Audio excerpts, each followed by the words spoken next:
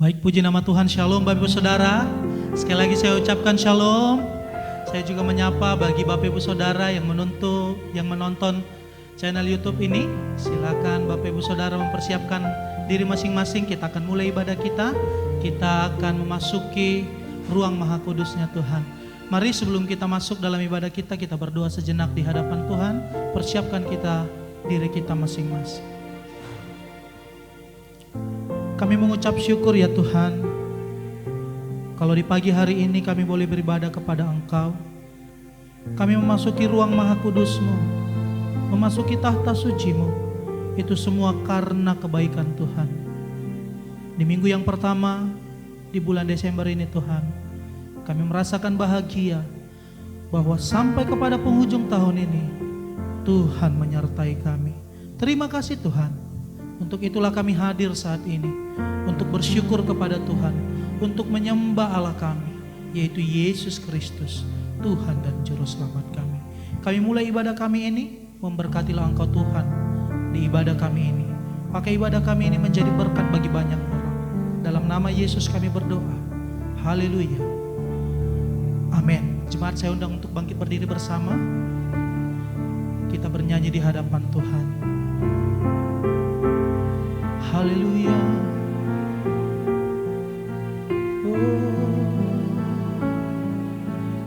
Masuk ruang Maha Kudus dengan darah anak domba.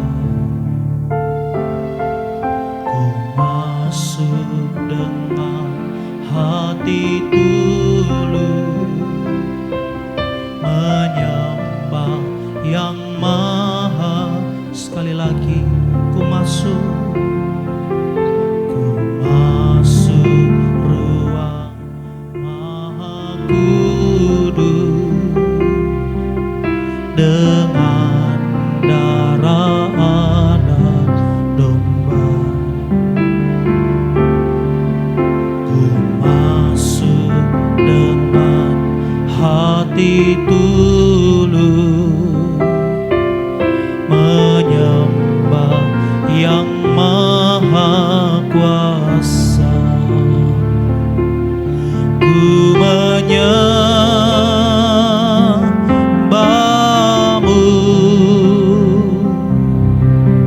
ku sembah-Mu,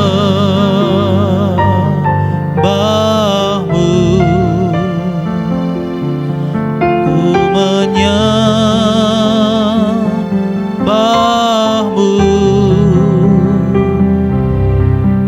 ku sembah-Mu,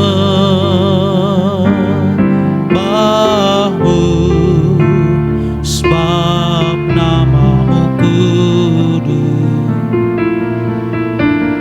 kudus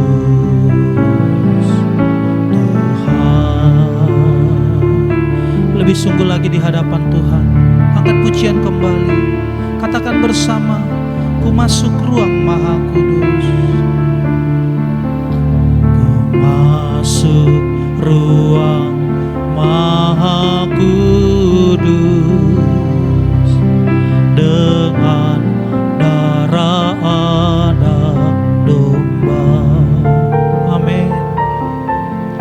Ku masuk dengan hati tulus, menyembah yang maha. Lebih sungguh ku menyembah, ku menyembah-Mu,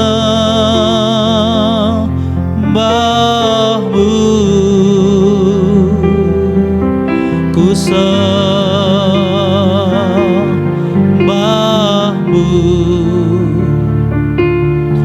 ku menyembah-Mu,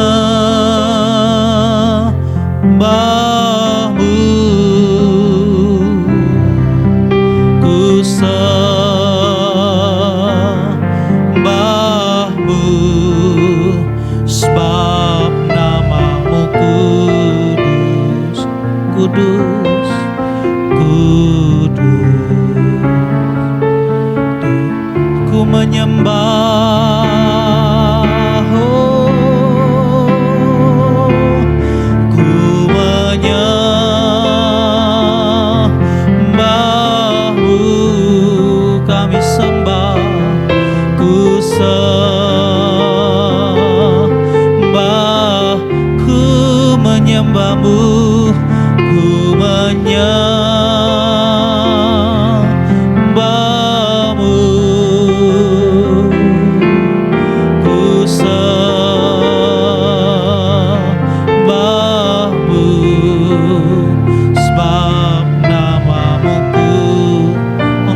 Kudus Tuhan.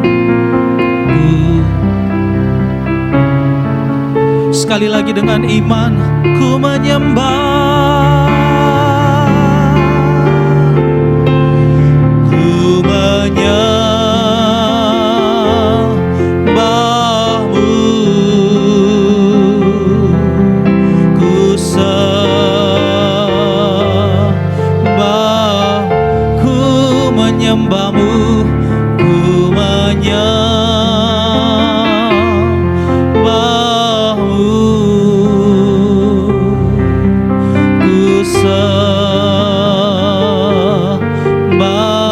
sebab kau kudus, sebab nama. Amin. Kudus, sebab namamu kudus, sebab namamu kudus. Kudus Tuhan, sebab namamu, sebab namamu kudus. Kudus Tuhan.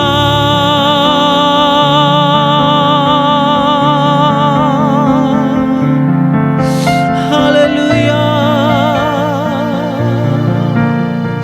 haleluya.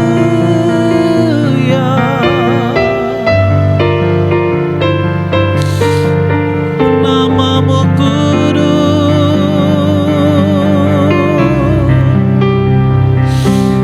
Haleluya.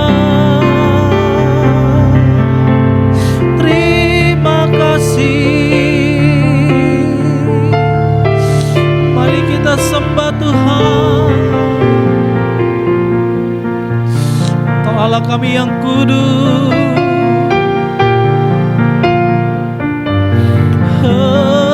Engkau Raja.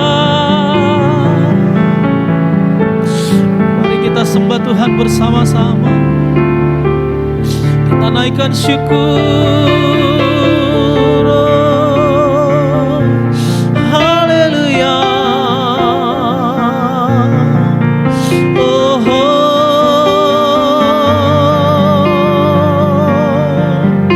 haleluya.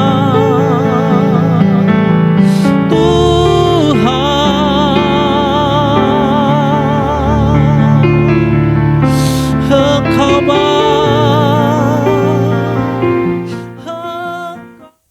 Tuhan, terima kasih. Oh,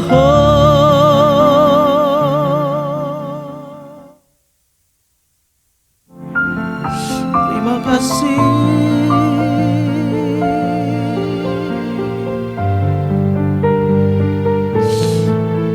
Haleluya.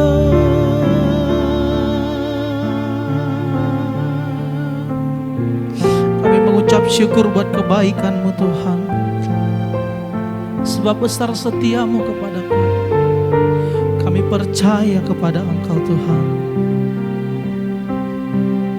Haleluya. Oh haleluya. Haleluya Tuhan. Mari sekali lagi kita angkat tangan kita di hadapan Tuhan. Aku percaya Tuhanku ajaib, Kau turun tangan memulihkanku. Aku percaya Tuhanku dahsyat, Kau turun tangan memberkatiku. Yang percaya bersama, aku percaya Tuhanku ajaib, Kau turun tangan memulihkan. Yang percaya bersama, percaya Tuhanku dahsyat, Kau Kau turun tangan memberkatiku. Dari awal kita angkat pujian ini. Tiada yang seperti Engkau, tiada yang seperti Engkau. Begitu mengasihiku. Kau Tuhan sanggup menjawab semua seru doaku. Tiada yang seperti Engkau. Amin. Begitu mengasihiku. Engkau Tuhan, Kau Tuhan sanggup melawan seluruh kehidupanku. Aku percaya. Amin. Kau turun tangan memulihkanku. Kami percaya, Tuhanku dahsyat. Kau turun tangan memberkatiku. Yang percaya bersama-sama. Aku percaya Tuhanku ajaib.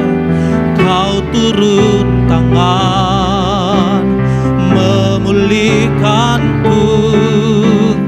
Aku percaya Tuhanku dahsyat. Kau turun tangan Kau turun tangan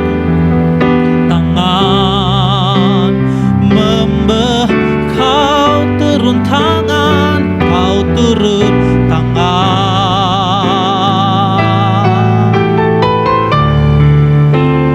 memberkatiku.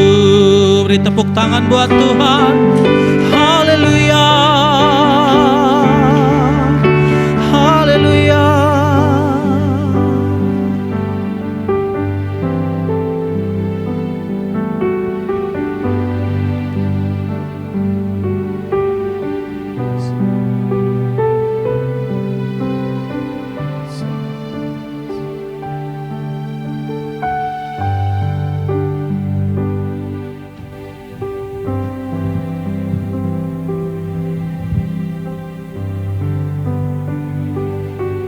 Mari kita siapkan diri mendengarkan sabda Tuhan dengan berdoa.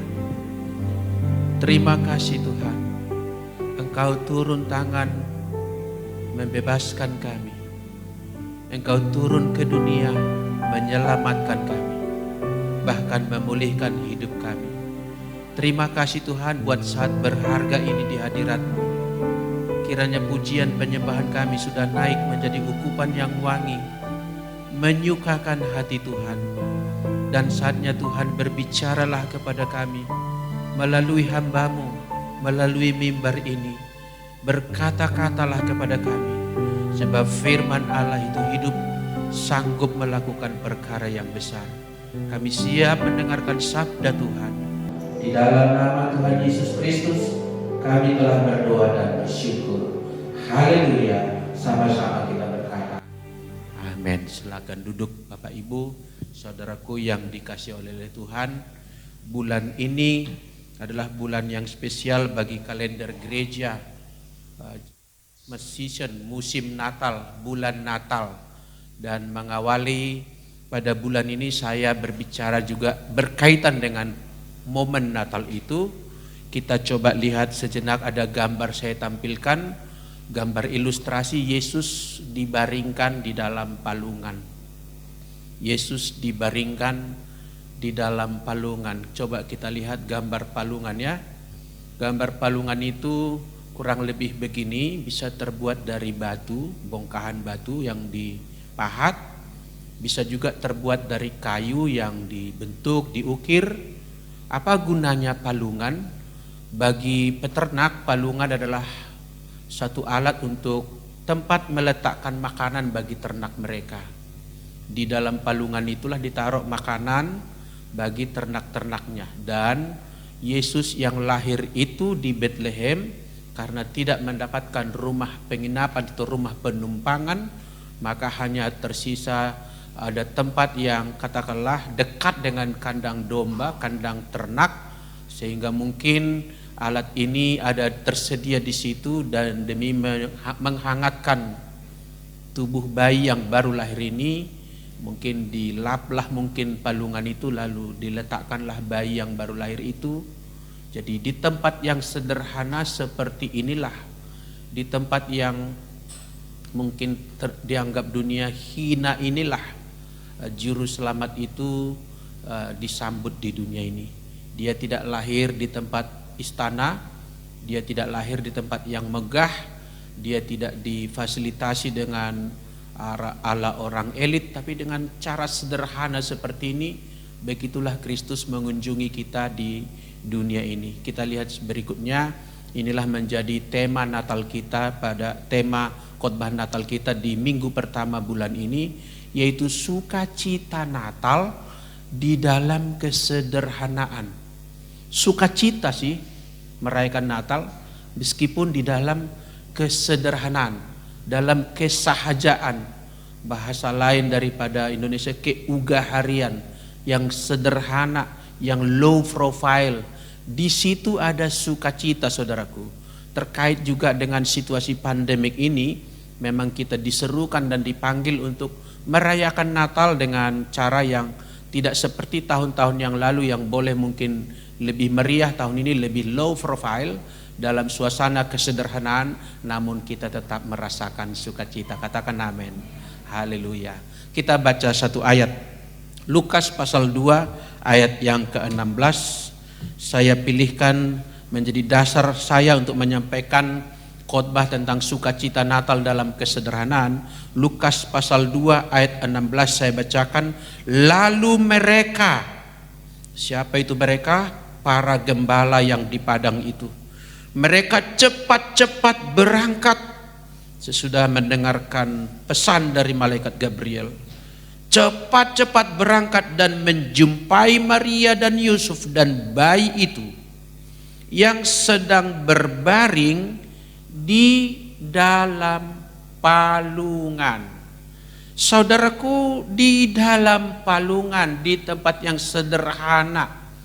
Memang secara umum sukacita atau kegembiraan seringkali diidentikan itu dengan suasana yang ekspresi yang megah. Biasa sukacita itu kita anggap adalah sebuah kemegahan. Kalau jumlah yang hadir mungkin keramaian. Kalau tata panggung mungkin wow, gegap gempita, lampu yang kelap-kelip. Kalau merupakan sajian mungkin menu makanan yang lengkap, yang lezat-lezat. Kalau pakaian mungkin pakaian yang baru, sepatu yang baru, hiasan-hiasan yang berkilau-kilau, lagu-lagu yang happy, selalu dikonotasikan demikianlah yang disebut dengan sukacita. Padahal sebenarnya sukacita tidak ditentukan oleh suasana di luar loh Bapak Ibu. Bukan ditentukan oleh gemerlapnya ornamentasi Natal kita, dekorasi Natal kita, pakaian yang kita gunakan, atau fullnya liturgi yang begitu lengkap dari awal sampai akhir, luar biasa penampilan. Sebetulnya itu adalah satu bentuk ekspresi sukacita, tetapi tidak ditentukan oleh hal-hal seperti itu. Sukacita itu sebetulnya bukan juga letaknya di mata apa yang kita lihat, walau sukacita juga dipengaruhi oleh apa yang kita lihat. Bukan juga di telinga oleh apa yang kita dengar, katakanlah janji yang manis, suara yang merdu. Memang itu bisa memberikan efek sukacita. Kata-kata yang kita dengar bisa juga menggairahkan kita, atau mungkin sebaliknya melemahkan, melumpuhkan kita. Saya mau berkata sukacita itu lebih penting lagi berada domainnya, lokasinya di dalam hati. Bukan di luar. Bukan apa yang kita makan, bukan apa yang kita pakai, bukan bagaimana kita tinggal, apa yang kita kendarai. Bagaimana suasana kehidupan kita di luar. Itu sih bumbu-bumbu kehidupan. Tetapi sukacita itu ada di dalam. Sebab kalau sukacita diletakkan kepada kemegahan-kemegahan seperti itu, maka yang berhak mengalami sukacita hanya sekelompok kecil orang di dunia ini. Akan banyak orang sulit mengakses yang namanya sukacita oleh karena kesederhanaan, oleh karena kemiskinan, oleh karena kekurangan, oleh karena gempa, oleh karena pandemik, oleh karena krisis, oleh karena PHK. Mungkin orang tidak akan bisa mengalami sukacita. Tetapi saya mau menegaskan Bapak Ibu, sukacita itu tidak ditentukan oleh keadaan di luar diri kita. Bukan juga karena orang-orang sekitar kita senyum pada kita. Orang kecut pun di luar kita, kita masih bisa tetap merasakan sukacita. Tekor pun hal yang ada di tangan kita, kita masih bisa sukacita. Dihinakan dan dibully orang pun kita masih bisa sukacita. Apalagi kalau cuma merayakan Natal dengan cara sederhana, kita tetap survive dalam bersukacita di hari Natal ini. Katakan amin Bapak Ibu. Haleluya. Palungan menjadi pilihan wadah bagi Yesus. Dia tidak memilih tempat yang istimewa, tempat anak raja-raja dilahirkan, pangeran-pangeran dilahirkan. Apa artinya? Natal adalah panggilan untuk merendahkan diri. Seperti Yesus itu sendiri pun yang merendahkan dirinya, mengasosiasikan dirinya, mengidentifikasi dirinya, menyatakan diri sebagai orang yang sederhana. Saudara yang dikasihi oleh Tuhan, namun malaikat berkata kepada para gembala, dikatakan di sana, jangan takut, kata malaikat. Lukas 2:10, jangan takut, sebab sesungguhnya aku memberitakan kepadamu, apa yang diberitakan? Kesukaan besar. Bahasa Inggris keren itu, great joy. Padahal kenyataan yang mereka temukan di Bethlehem adalah seorang bayi yang lemah. Seorang bayi yang sederhana, yang lugu, terbaring di tempat palungan yang disediakan bagi ternak. Itu adalah sukacita yang besar. Bahkan dikatakan itu kesukaan besar untuk seluruh bangsa.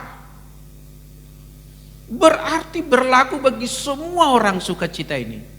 Jadi sebetulnya boleh dibilang musim Natal harusnya menjadi musim sukacita, mengimpartasi sukacita ke tengah seluruh bangsa-bangsa, ke seluruh dunia ini. Maka Natal harus merupakan kabar baik bagi banyak orang. Jangan alergi merayakan Natal walaupun keadaan kita bagaimanapun. Sebab ini hari istimewa di mana Tuhan menyatakan kasih-Nya sebagai firman-Nya berkata, karena begitu besar kasih Allah kepada kita. Jadi Yesus adalah perwujudan kasih Allah. Hadiah terbesar yang disediakan Allah bagi dunia ini bukan matahari, bukan bulan, atau bukan temuan manusia berupa teknologi, YouTube, Google dan lain sebagainya, atau harta kekayaan emas dan perak, kecantikan, ketampanan. Bukan itu hadiah terbesar. Hadiah terbesar yang pernah diberikan oleh Allah kepada manusia ialah Kristus. Jadi kalau menerima hadiah yang terbesar pun kita muka lesu, hati muram durja, itu namanya kita sudah terbalik. Jadi datang hadiah yang besar, kita harus sukacita, tak peduli keadaan di luar kita atau yang kita jalani dan kita alami sehari-hari. Saya mau bacakan dulu sebuah puisi yang saya buat tadi pagi. Puisi boleh dibilang gitu, artikel boleh juga dibilang begitu, terserah saja memberikan penamaan, tapi saya bacakan puisi saya ini tentang merayakan Natal. Merayakan Natal seringkali dikonotasikan dengan kemewahan, keramaian, keriuhan. Panitia dibentuk melibatkan banyak pihak. Di beberapa tempat itu ada orang sakit hati karena namanya tidak dimasukkan dalam daftar panitia. Membentuk panitia jadi sudah repot. Liturgi khusus disiapkan dan banyak orang repot berbulan-bulan sebelumnya. Apalagi di tahun-tahun yang lalu, bulan Oktober orang udah bentuk panitia, udah latihan untuk Natal, latihan bernyanyi, latihan performance. Repot begitu rupa. Penggalangan dana menjadi tugas penting, tak jarang sampai bikin proposal. Sampai mengedarkan proposal. Saya dengar kadang-kadang para pejabat-pejabat pemerintah dulu itu ya, sebelum corona ini, di musim-musim mau Natal udah repot mereka menerima banyak proposal. Syukur kita tidak menempuh jalan-jalan seperti itu. Mengemis untuk merayakan Natal. Merayakan Natal lah apa yang ada pada kita. Ibarat kalau kita makan, kita yang bayar. Kenapa kita merayakan Natal makan enak-enak, orang lain yang kita suruh bayar? Apa pengorbanan kita di dalam Natal itu? Tapi itulah merupakan tradisi yang lekat dengan dunia sebelum tahun ini paling tidak. Jadi menurut saya adalah suatu kebaikan juga masa pandemik ini, agar kita mau ngoreksi segala sesuatu. Bukan hanya itu ya, sebelumnya kita sudah mau ngoreksi tata ibadah, boleh melayankan perjamuan kudus virtual. Sekarang ini juga ada yang melakukan baptisan virtual, penguburan virtual dengan tim di luar sana penguburan, tapi dipandu pastoral dari gereja, ada yang sampai begitu. Yang mungkin juga agak sukar dipahami, tapi juga mungkin bisa terjadi pemberkatan nikah secara virtual. Demikian juga merayakan Natal, kita membaharui cara kita merayakan Natal. Merayakan Natal bukan kerlap-kerlip itu, kalau ada puji Tuhan, tidak ada sama puji Tuhan. Katakan amin. Haleluya. Para aktor ibadah menyiapkan kostum. Ini merupakan kerepotan sering, kostum pakaian. Panitia mencari gedung, mendekorasinya, tim konsumsi dan panitia menyediakan parsel Natal bekerja keras. Survei ke mall, survei kemana hanya untuk menyiapkan parsel-parsel. Begitupun di rumah-rumah banyak yang sibuk mendekor, membeli lampion, membeli pohon Natal, dan seringkali ngutang. Tak lupa beli baju Sinterklas, menyerobot masuk ke dalam momen Natal, menjadi tokoh yang penting di dalam Natal. Padahal Alkitab sama sekali tidak bicara dengan Sinterklas, tapi dia telah menyerobot, menyelinap masuk dalam tradisi Natal, menjadi tokoh penting dan menjadi aktor utama dalam beberapa event-event Natal. Sehingga anak-anak ketika datang ke tempat perayaan Natal yang dijumpai adalah selamat datang dari Sinterklas dan bukan dari hamba Tuhan. Jangan anak pulang juga dengan kelucuan-kelucuan Sinterklas. Itulah memori yang ditanam dalam dia. Natal adalah Sinterklas. Natal adalah Sinterklas. Bukan lagi Natal adalah Jesus Christ. Itu tradisi yang mungkin mengemuka selama ini. Natal sering identik dengan kerepotan, pengeluaran yang besar. Entah siapa yang memulai tradisi ini, tapi begitulah budaya pop Natal di seluruh dunia mungkin. Kelahiran Yesus dibaringkan di dalam palungan menjadi momen yang membuat kita harus merefleksi diri. Kelahiran Yesus merupakan momen yang seringkali kontras dengan peristiwa Natal di Bethlehem beribu-ribu tahun yang lalu, di mana sukacita terjadi pada waktu itu di dalam kesederhanaan, dengan orang-orang yang sederhana. Yusuf orang sederhana, bukan orang elit di Israel. Maria orang sederhana. Para gembala yang pertama kali mengunjungi Yesus adalah sederhana. Sekaligus ini mengedukasi untuk jelas bagi kita penggambaran bahwa orang Majus berjumpa dengan Yesus ketika dalam palungan itu sama sekali tidak alkitabiah. Kalau kita baca Injil Matius pasal 2, para orang Majus itu masuk ke dalam rumah. Berarti sudah beberapa hari mungkin sudah ada pengguna rumah-rumah yang kosong. Bayi ini sudah diboyong ke rumah. Pada saat itu orang Majus datang. Yang berjumpa langsung dengan Yesus masih di dalam palungan adalah orang-orang sederhana. Gembala-gembala yang pada waktu itu profesi gembala, profesi yang rendah. Itu bukan profesi yang diperhitungkan. Sehingga sekalipun orang-orang pada waktu sedang merayakan hari raya Hanukkah, bagi orang Israel hari raya terang, hari raya lampu, momen-momen yang sedang bahagia seperti itu, tapi orang-orang ini masih terdampar menjaga ternak Tuhan mereka. Mereka adalah orang-orang yang mungkin dimarginalkan pada waktu itu, tapi Kristus melayakkan dirinya untuk boleh dijumpai oleh orang-orang sederhana seperti ini. Jangan bayangkan para gembala datang dengan pakaian necis dan parfum. Pakaian yang baru saja mereka gunakan di padang penggembalaan itu, itulah mereka gunakan untuk mengunjungi sang raja di atas segala raja. Coba kita bandingkan dengan skor Natal yang ada di dalam kehidupan kita di zaman modern ini. Siapa yang berperan di dalam Natal? Yang berperan seringkali adalah yang punya uang. Yang punya uang bisa merayakan Natal, yang tidak punya uang merasa Natal belum datang. Di kampung saya kadang ada guyonan, kalau belum ada kue, Natal belum mampir ke kampung kami katanya. Karena nggak ada kue. Tahun baru juga karena belum ada baju baru, tahun baru pun belum, masih lama lagi katanya. Itu karena belum ada. Seolah-olah momen Natal, momen tahun baru ditentukan oleh hal-hal seperti itu.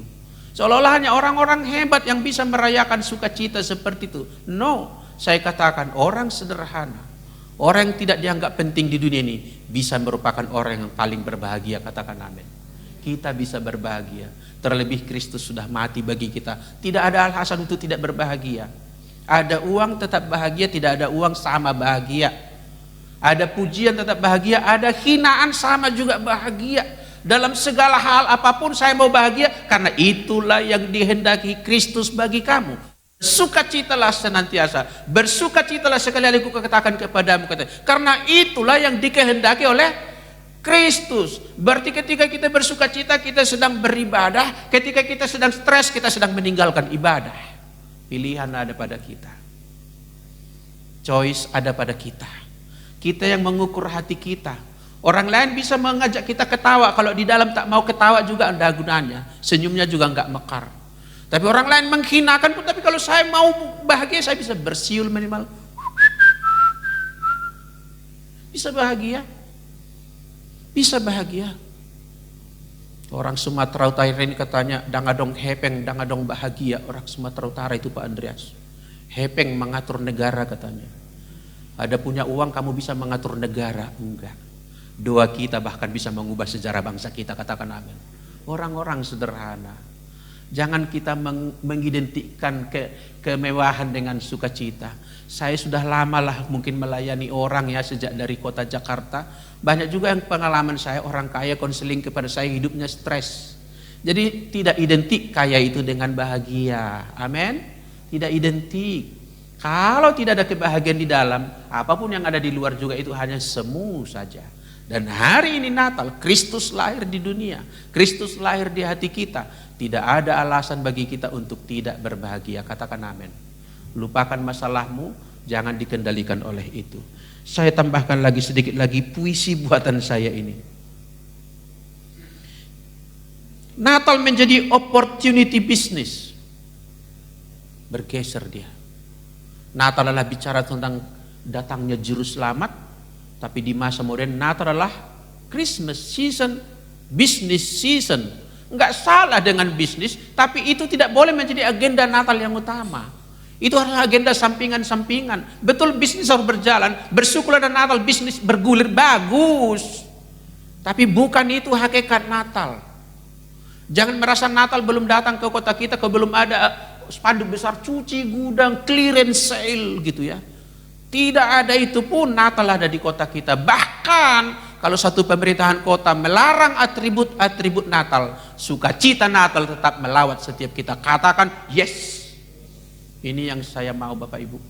Kita berbahagia dalam keadaan apapun. Rugi kalau kita habiskan umur kita dalam kesuntukan. Saya termasuk dahulu adalah orang yang mudah sedikit suntuk, mudah sedikit-sedikit stres zaman dulu itu sebelum kenal Tuhan.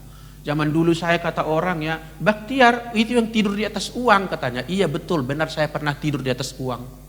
Yaitu saya kecapean pulang dengan dompet di kantong saya tidur jadi saya di atas uang.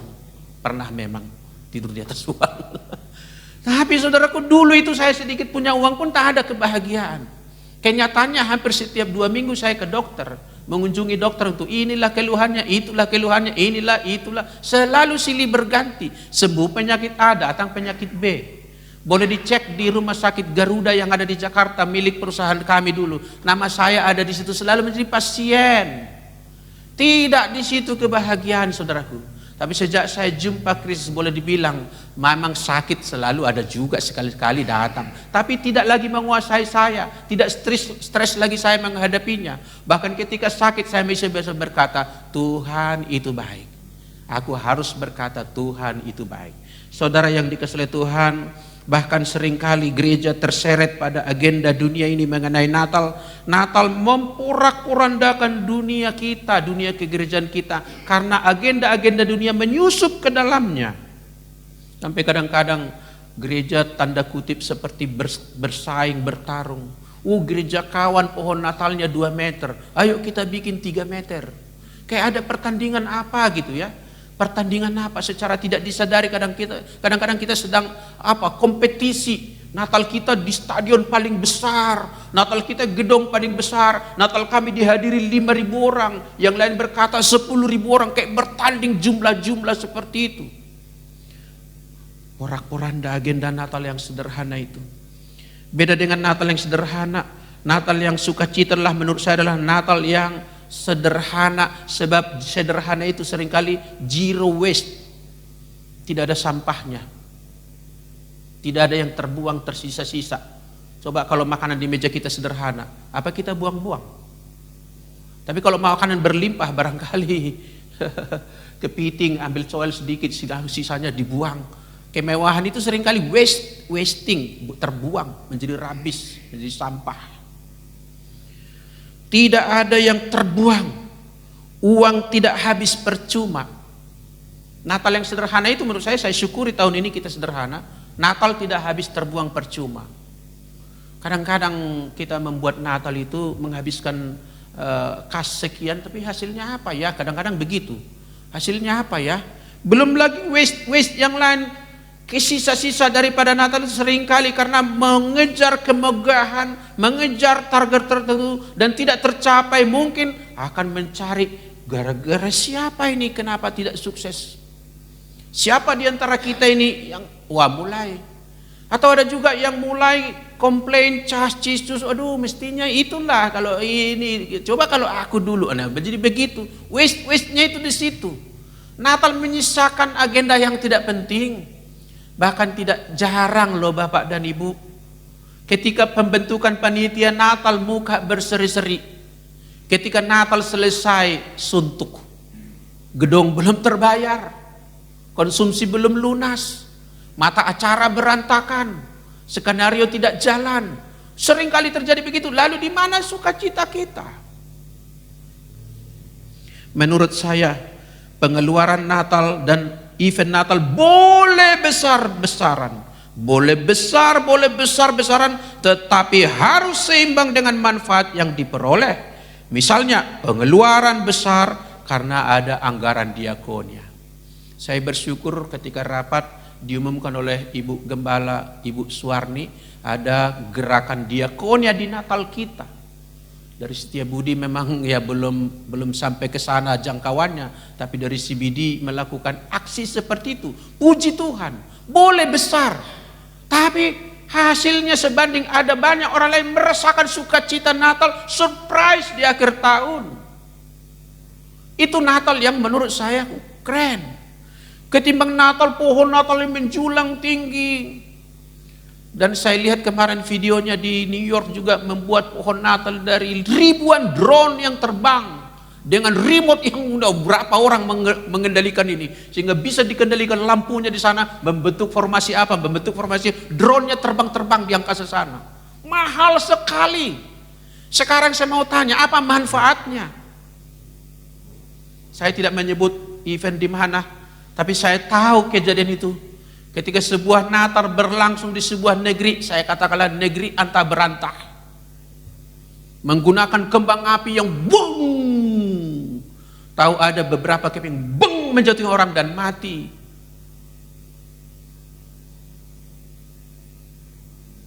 Haruskah kita dengan kembang api yang kita boroskan? Satu kembang api saya nggak tahu berapa puluh juta itu, cus gitu, bukan mercon. Berapa puluh juta hanya tuh sedap di mata kita 2 detik. Kayaknya keren sekali kalau kita sudah mencapai itu. Gitu. Lalu bergeser permenungan kita kepada Kristus yang lahir dengan kemegahan, wow keren. Sedari dulu saya dianggap sepi suara saya memang. Ketika event sebesar-besar itu, merayakan Natal besar-besaran kata orang itu. Waktu itu saya bilang tidak. Natal adalah sederhana. Natal adalah sederhana. Kristus lahir sederhana. Saya tidak mengatakan tidak menghargai teknologi dan kemajuan zaman. Iya. Tetapi jangan kita melampaui hari-harian kita. Jangan melampaui kemampuan kita. Jangan mengerahkan tenaga ekstra hanya untuk namanya selebrasi, dekorasi, ornamentasi, si. Hampir tidak ada gunanya. Pengeluaran Natal boleh besar kalau memang manfaatnya besar. Tanpa malu kita menggunakan atribut Natal untuk hal yang pada akhirnya hanya teronggok sia-sia. Sebab miskin manfaat bagi spiritualitas kita. Anak-anak pulang di memorinya Sinterklas yang mengasih kado. Minus bagi pembinaan rohani. Berebut lilin, berebut kue, terkadang begitu. Belum lagi meninggalkan sampah berserakan di gedung umum kadang-kadang. Habis merayakan Natal, sampah berserakan, botol aqua, kardus makanan, tisu bekas, korek telinga, korek gigi berserakan gitu ya. Belum lagi kadang-kadang gereja yang megah, kursinya bagus, diselipkan permen karet di kursi, sirup yang tumpah. Kadang-kadang lalu kita Natal mau ngapain? Apa yang kita kejar dengan itu semua? Lalu kita berjuang untuk memperjuangkan ornamen Natal di rumah kita, padahal uang sekolah anak kita pun belum lunas. Kredit sepeda motor pun belum lunas. Kita bela-belain membeli Sinterklas, memasang kelap-kelip di rumah kita, memboroskan energi listrik kita. Padahal tagihan PLN bulan depan itu mandek. Saudaraku, mari kita review dengan keadaan pandemik ini. Natal itu sederhana, sukacita bisa kita temukan di sana. Mari apa adanya kita, sesuai dengan tarafnya kita. Saya tidak mengatakan kaum bisnis mes tidak boleh merayakan dengan mereka. Silakan, itu level mereka, boleh merayakan itu, boleh. Apalagi para raja-raja berkumpul, presiden-presiden berkumpul merayakan Natal, masa ia makan kerupuk jange? Iya juga. Saya bukan anti kemewahan, tapi mari kita jangan melampaui kemampuan kita. Apa adanya. Bahkan memberi kepada Tuhan juga enggak perlu kita merasa apa yang ada pada kita. Seberapa yang ada pada kita. Itulah sebabnya dari dulu saya mengajar, saya tidak menyetujui janji iman. Iman kok janji? Iman itu tindakan. Apa yang ada pada kita berikan. Tidak usah janji iman. Nanti kalau aku proyekku ini berhasil sekian persen ke gereja, tidak usah. Saya sudah mendengarkan itu puluhan kali Pak Andreas. Sudah puluhan kali. Pak, kalau sukses mobil apa ini nanti proyek kita ini didoakan Bapak, mobil Terios Bapak itu udah berganti katanya. Udah dengar itu. Udah dengar itu. Tidak usah. Kalau memberi kepada Tuhan apa yang ada pada kita. Tidak ada domba, kambing. Tidak ada kambing, burung. Tidak ada burung, tepung jelai. Semua juga berharga sebesar ukuran hati kita memberi kepada Tuhan. Amin Bapak Ibu. Haleluya. Saya akan mengajak kita merenungkan sedikit lagi ini. Apa makna Natal yang kita dapat petik? Panggilan merendahkan diri. Panggilan merendahkan diri, saudaraku. Tuhan memanggil kita agar kita merendahkan diri. Sebagaimana dicontohkan oleh Yesus, dia datang dalam keadaan rendah dan sederhana. Saya membacakan ayat ini bagi kita. Saya kutip dari kitab Filipi pasal 2 ayat 5 sampai 7 demikian. Hendaklah kamu dalam hidupmu bersama menaruh pikiran dan perasaan yang terdapat juga dalam Kristus Yesus. Tentang kesederhanaan. Apa itu? Ayat 6. Yang walaupun dalam rupa Allah. kemuliaan Allah, kemegahan Allah, the fullness of God gitu. Tidak menganggap kesetaraan dengan Allah itu sebagai milik yang harus dipertahankan, melainkan telah mengosongkan dirinya sendiri dan mengambil rupa seorang hamba dan menjadi sama dengan manusia. Mengosongkan diri, dekat lekat dengan merendahkan diri. Ada banyak orang untuk mengisi diri, tapi Kristus datang mengosongkan diri. Maka rumus pepatah Indonesia sangat baik itu ya. Padi katanya makin berisi makin runduk dia, makin rendah. Jadi orang yang berisi adalah orang yang merendahkan diri. Orang yang menengah dan mencongkakkan diri adalah orang yang kosong dan melompong, nol isinya. Kristus sendiri fullness of God. Tidak disangsikan itu, dia adalah sang pencipta itu. Tapi merendahkan dirinya, mengosongkan dirinya, menjadikan dirinya sama seperti manusia, mengidentifikasi dirinya sama di pihak kita. Dia berada bersama-sama dengan kita. Berarti orang yang merayakan Natal mengikuti pikiran yang ada di dalam Kristus, yaitu mengosongkan diri. Amin. Mengosongkan diri tidak sama dengan seperti yang diajarkan beberapa kalangan di luar kekristenan, katakanlah semedi, mengosongkan diri, beryoga untuk mengosongkan diri. Enggak seperti itu. Mengosongkan diri ya, tidak menganggap kemegahan yang ada pada saya ini sebagai patut dipertahankan apalagi ditinggi-tinggikan. Kristus saja merendahkan dirinya. Saya percaya orang yang rendah hati adalah sahabat Kristus, katakan amin. Natal ini memupuk kita, menyadarkan kita, mengingatkan kita. Jadi satu sukacita bagi kita kalau kita melatih diri kita rendah hati. Natal bagi kita melatih untuk rendah hati. Yang kedua, Natal itu maknanya adalah panggilan pertobatan. Saya katakan di sini bahwa kesederhanaan kelahiran Yesus bukan berarti tanpa makna. Kesederhanaan bukan zero makna, bukan. Secara demikian juga perayaan Natal yang kita lakukan tahun ini secara sederhana mengandung makna yang syarat, banyak makna. Sebab di dalam kesederhanaan ini kita harapkan pertobatan terjadi. Kenapa kesederhanaan lebih dekat kepada pertobatan? Kesederhanaan memang lebih dekat kepada pertobatan. Sebab ada satu ayat di Yoel pasal 2 ayat 13 demikian bunyinya. Koyakkanlah hatimu dan jangan pakaianmu. Koyakkan apa? Hati. Robekkan hatimu. Artinya hancurkan hatimu. Gengsimu, kebanggaanmu, kesombonganmu, ambisimu.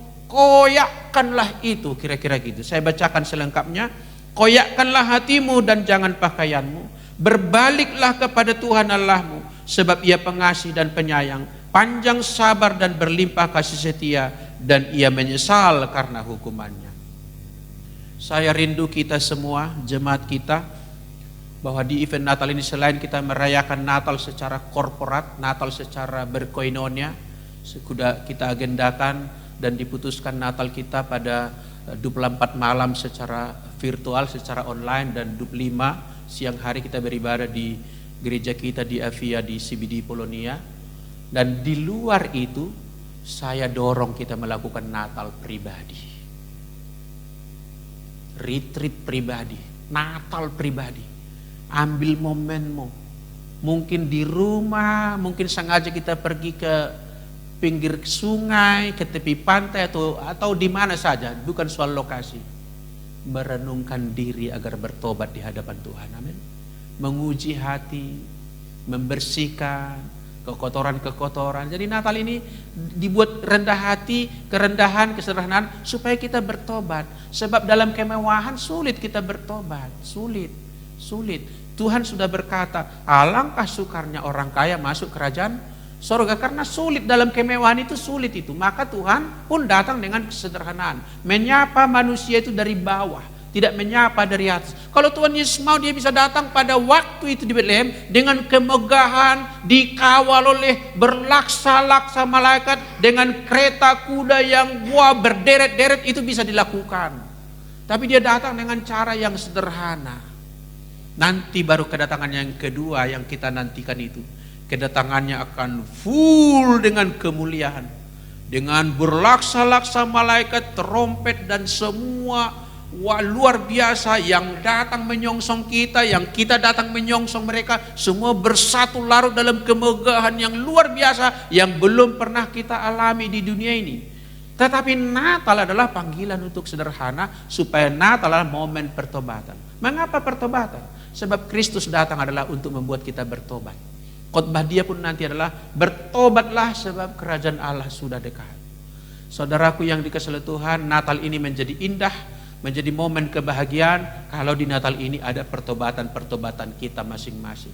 Jangan katakan, apalagi yang mau ku pertobatkan? Selalu ada Bapak Ibu, selalu ada, enggak mungkin enggak ada. Kita enggak sempurna. Ada pertanyaan kepada saya minggu yang lalu secara online, Pak, bagaimana kalau kita sudah pernah bertobat? Apakah status kita masih berdosa, katanya? Saya bilang status kita adalah orang yang ditebus, tetapi kita masih belum lekang daripada status keberdosaan. Itulah sebabnya setiap hari kita berkata, ya Tuhan, tiap jam ku memerlukanmu. Kenapa kita memerlukan Yesus tiap jam, tiap menit, atau tiap detik, atau seperti lagu yang lain? Di setiap desahan nafasku, di situ pun kita memerlukan Kristus. Karena kita masih di dalam dunia ini yang memerlukan juru selamat. Selalu ada banyak kesempatan kita jatuh dalam dosa. Memang kita mungkin tidak mencuri, memang kita mungkin tidak seperti pelaku pembunuhan di Sigi. Kita tidak melakukan kejahatan-kejahatan seperti yang ada beredar di media sosial. Tapi kejahatan itu bisa menyelinap dalam bentuk yang samar sekali. Menyelinap di dalam hati kita dalam bentuk mengagungkan diri, membanggakan A, B, C dan lain sebagainya. Itu pun panggilan pertobatan. Sebab dosa itu bisa ada di dalam pikiran, ada di dalam perasaan, ada di dalam ujaran perkataan-perkataan kita, ada dalam aksi dan tindakan maupun keputusan, bahkan motivasi-motivasi di dalam hati kita. Saudaraku, Natal adalah momen pertobatan. Yang terakhir, apa makna Natal yang dapat saya bagikan pada pagi hari ini? Natal menjadi sukacita kalau Natal kita jadikan sebagai panggilan bela rasa. Bela rasa. Bela rasa itu solidaritas. Solidaritas Allah bermurah hati kepada manusia, mengutus Yesus datang ke dalam dunia. Itu sebabnya Ia yang kaya rela menjadi miskin, mengidentifikasi dirinya di pihak kita yang hina. Itu artinya dia bela rasa, memposisikan dirinya di pihak kita. Berarti Natal ini juga melatih kita, menyadarkan kita, panggilan hidup kita juga adalah untuk berbela rasa kepada sesama kita. Saya mengingat dulu ada 3D minimal yang bisa dikerjakan setiap orang Kristen. 3D katanya. 3D terkenal rumus itu. D yang pertama doa. Pasti kita bisa memberikan. Katakanlah korban banjir di kota Medan kemarin, di Siantar, di tebing tinggi, di daerah Jalan Brastagi ya. Jadi bulan ini kita dibombardir ya, Sumatera Utara ini banyak kali kejadian yang mengganggu kenyamanan kita. Kita bisa berdoa. D yang kita berikan doa. Bisa juga daya, tenaga. Itu beberapa kawan relawan turun mengepel rumah orang, menyedot lumpur-lumpur, mengangkat rongsokan barang yang hanyut. Itu daya, tenaga. Bisa juga dana, 3D. Dana, bisa uang ke lembaga sosial dan lain sebagainya. Berarti ada banyak yang bisa kita lakukan. Kalau dari rumus 3D aja, tinggal kita pilih D mana yang kita bisa berikan sebagai bela rasa kita kepada orang lain. Nah, itu tadi diakonnya, memberikan kepada orang lain, memberikan bantuan kepada orang, memberikan sokongan kepada orang, berbela rasa. Ada orang merayakan Natal di tempat-tempat fakir miskin, di tempat panti asuhan, itu berbela rasa di sana, itu pun boleh dilakukan. Saudaraku, pokoknya panggilan Natal inilah bela rasa, jangan dinikmati sendiri, jangan untuk diri sendiri, bukan untuk aku dan aku dan aku, karena Kristus pun life sharing, membagi dirinya ke tengah dunia ini. Terakhir, Yesus menjadi teladan supaya kita terutama dalam suasana pandemik corona ini merayakan Natal dalam kesederhanaan, menyatakan bela rasa kepada sesama, aksi-aksi kecil bela rasa kepada sesama. Itulah sukacita sejati, itulah sukacita bersama. Kita yang menerima sukacita wajib membagi sukacita. Amin. Tanda kita sudah mengalami sukacita Natal, harus kita membagi sukacita.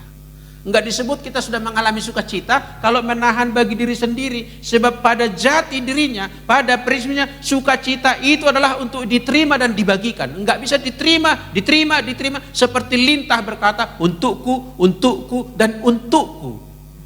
Lintah kan enggak pernah menolak, sampai dia kemudian pecah sendiri mati, saking sudah buncitnya menyedot darah orang di sawah. Mati sendiri dalam makannya. Apa pernah dia transfusi darah? Nggak pernah Lintah transfusi, nggak peduli sama orang lain. Kalau harimau, singa, binatang yang kita anggap raja hutan itu, masih mau membagi. Minimal kepada anaknya, kepada kawannya. Tapi Lintah, mana dia menyedot lalu disusupkannya kepada ini, nak, udah ada darahku sedot tadi, ku kasih kau. Enggak ada, untukku. Dan kita bukan Lintah. Sukacita Natal adalah ketika kita berbela rasa. Mungkin kita bukan yang mengalami korban itu, tapi kita berbela rasa kepada orang yang mengalami korban. Mungkin kita bukan orang yang terkutuk itu, tapi berbela rasa dengan orang yang terkutuk. Mungkin kita bukan orang yang melakukan radikalisme itu, tapi berbela rasa setidaknya mendoakan orang itu. Itulah sukacita Natal Bapak Ibu yang dapat saya bagikan mengawali season Natal kita di bulan ini. Sepanjang bulan ini sampai mungkin bulan Januari juga event Natal masih terus akan kita rayakan, baik secara rame-rame maupun secara pribadi. Selamat jelang hari Natal. Kiranya Tuhan memberkati Natal kita dalam suasana kesederhanaan ini. Tuhan memberkati dan kita berdoa. Terima kasih Tuhan. Terima kasih pagi ini kami renungkan tentang kesederhanaan Kristus, memberikan kepada kami inspirasi merayakan Natal dalam suasana pandemik ini dengan cara tidak biasa, tidak seperti tahun-tahun yang lalu. Kami melakukannya lebih sederhana, tetapi dalam kesederhanaan kami temukan kesejatian daripada sukacita itu. Terima kasih Tuhan, terima kasih, terima kasih, terima kasih. Kami bersyukur kepadamu dalam nama Tuhan Yesus. Kami berdoa dan kami bersyukur. Haleluya. Amin. Jemaat yang di gereja dan yang ada di rumah, kita akan memasuki perjamuan kudus. Hambanya Pendeta Andreas akan membagikan perjamuan kudus. Saudaraku yang ada di rumah menyiapkan sekarang roti dan sirup anggurnya masing-masing untuk kita doakan secara virtual, sehingga seluruh elemen roti dan anggur yang kita punya akan nikmati hari ini diberkati oleh Tuhan. Mari kita berdoa. Terima kasih Tuhan, jikalau pada hari ini kami akan menghadap meja perjamuan, baik secara live di gereja maupun saudara kami yang lain secara virtual di rumah atau di tempat mereka masing-masing. Kiranya Tuhan memberkati roti dan air anggur yang kami punya ini.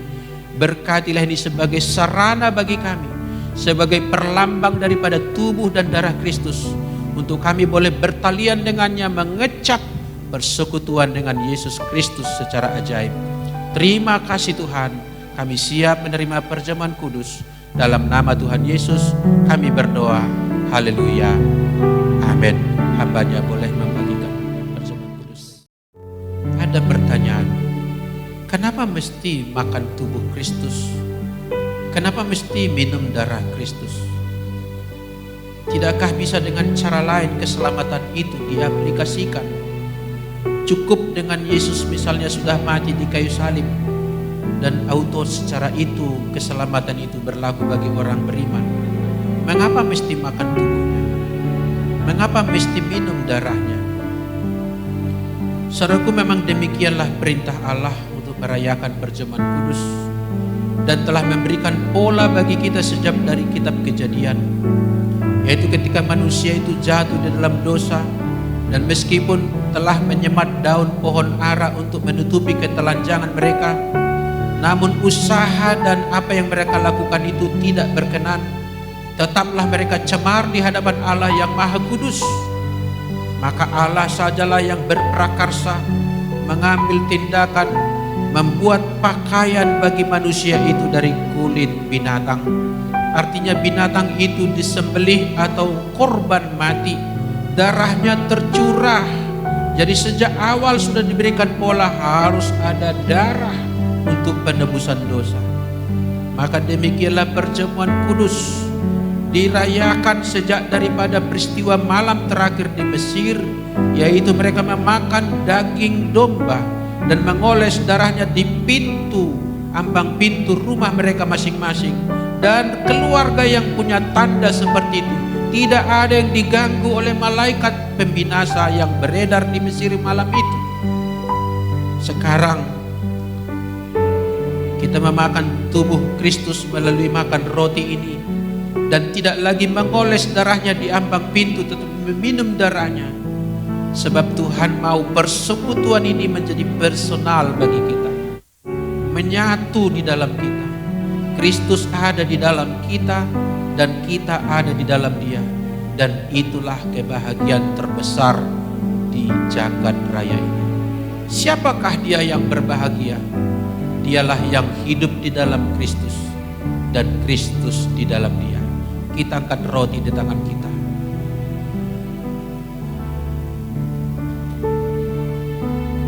Dan kita dengarkan firman Allah yang menguduskan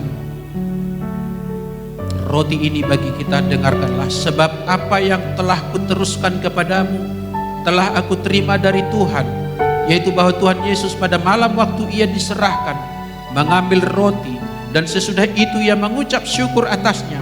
Ia memecah-mecahkannya dan berkata, inilah tubuhku yang diserahkan bagi kamu. Perbuatlah ini menjadi peringatan akan aku. Kita tersambung kepada peristiwa salib melalui peringatan akan peristiwa itu. Keselamatan kita ada di sana dan diaplikasikan melalui persekutuan dengan tubuh Kristus ini. Apakah engkau percaya tubuhnya telah dihancurkan, diremukkan? Itu semua adalah karena kita yang berdosa dan bukan Dia.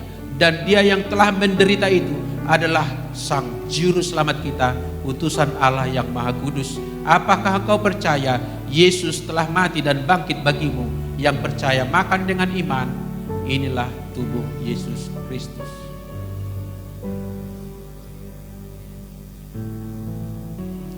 Sakramen tidak terpisah dari firman, maka ada judul firman dan sakramen. Firman dan sakramen menyatu. Sakramen adalah tanda yang tidak kelihatan. Yang tidak kelihatan itu adalah peristiwa salib itu yang nyata bagi kita melalui persekutuan lewat tanda darah dan roti yang kita minum makan tadi. Angkat cawan perjanjian di tangan kananmu dan dengarkanlah firman Tuhan yang menguduskannya. Demikian juga Ia mengambil cawan sesudah makan lalu berkata, cawan ini adalah perjanjian baru yang dimeteraikan oleh darahku. Perbuatlah ini setiap kali kamu meminumnya menjadi peringatan akan aku. Keselamatan kita dimeteraikan, diterakan oleh percawan perjanjian baru, yaitu darah Kristus, sehingga tidak ada dosa kita yang tidak terlunasi. Telah lunas, meterainya ialah darah Kristus. Apakah engkau percaya darahnya telah tercurah untuk menguduskan, menyelamatkanmu, menyembuhkan sakitmu, memulihkan engkau dari kelemahanmu, menjadikan engkau luar biasa, berharga di mata Tuhan. Rancangannya besar bagimu. Persekutuan ini bukan makan minum dan yang biasa.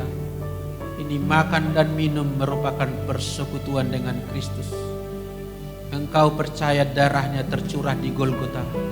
Engkau percaya darahnya mengalir di dalam hidupmu. Minumlah dengan iman. Inilah cawan perjanjian baru. Inilah darah Kristus yang ajaib. Kita minum dengan iman.